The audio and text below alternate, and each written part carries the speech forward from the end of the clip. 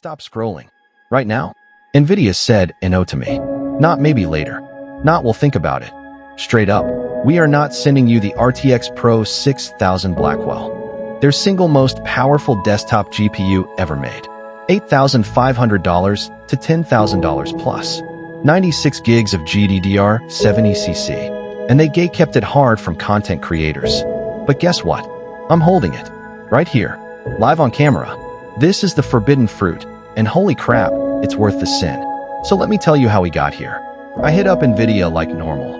Yo, RTX Pro 6000 Blackwell. Insane specs, let's benchmark it, torture test it, show the world what $10,000 buys. Their reply? Polite corporate ghosting. Then the hammer. Review samples for this SKU are restricted to qualified enterprise partners only at launch. Translation, you're not pro enough, kid. I was pissed, then amused. Because this card isn't for gamers or casual creators. It's for people who train 100B parameter LLMs on their desk, who render 16K scenes without blinking, who simulate plane crashes or climate models for a living. NVIDIA didn't want regular eyes on it. Too niche, too expensive, too powerful. But the universe had other plans. Shout out to Falcon Northwest plus LTT Labs. They pulled strings, called in favors, and somehow this beast showed up at my door anyway. NVIDIA, if you're watching, oops. Alright, let's get intimate with this monster. Box opens. No RGB fireworks, no gamer flare. Just pure industrial menace. Matte black, double flow-through cooling. Those fans look angry. 304mm long, dual slot, but thick. Pull it out. Damn, the weight hits different. Compared to RTX 5090 Founders Edition, it's like holding a muscle car next to a supercar.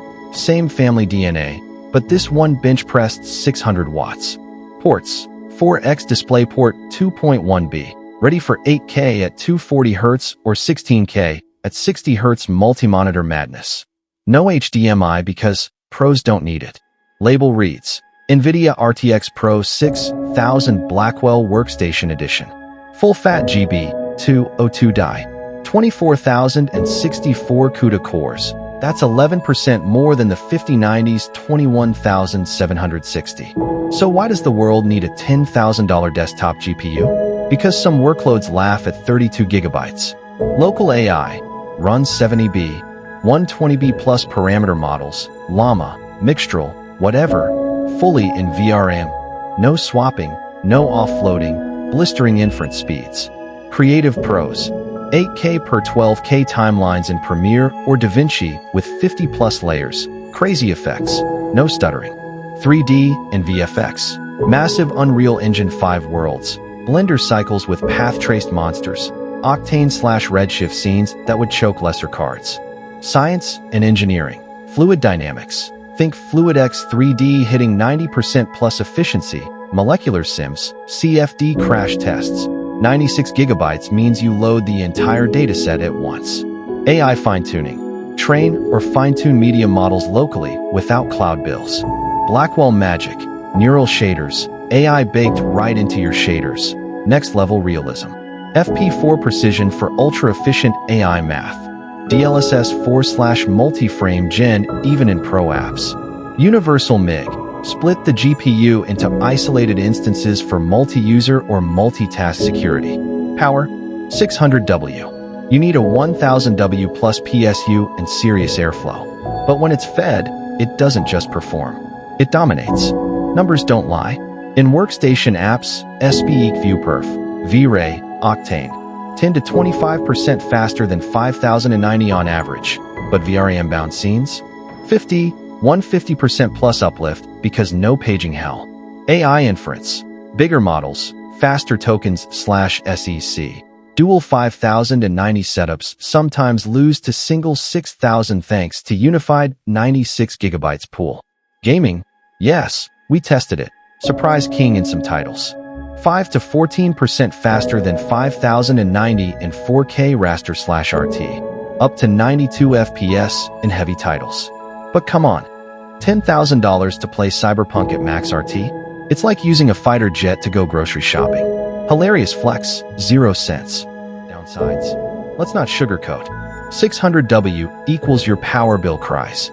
Needs a monster case plus excellent cooling, double flow-through helps, but it's loud under load. Price: $8,500 plus. That's $250,090s territory. Availability: still unicorn rare. Worth it? 99.9% of you. No? Get a $5,090 or $2 and pocket the difference.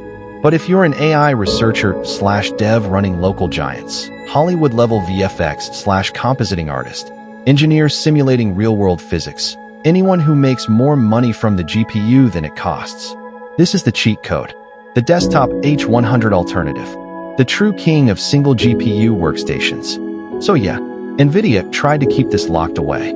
They thought it was too elite, too serious, too expensive for YouTube reviews. But here we are. You've seen the forbidden card up close. You felt the power through the screen. Now I want to hear from you. Would you ever drop $8, $10K on the Ultimate Pro Beast? Or is the 5090 the sweet spot, and this is pure enterprise porn? Hottest takes in the comments. Roast me, defend it, whatever. I read every one. If this blew your mind, smash like. It tells the algorithm we need more insane hardware. Subscribe plus bell for when we get our hands on the next forbidden fruit. Huge thanks to Falcon Northwest and LTT Labs for making the impossible happen. Until next time, keep pushing limits. Stay legendary. Peace.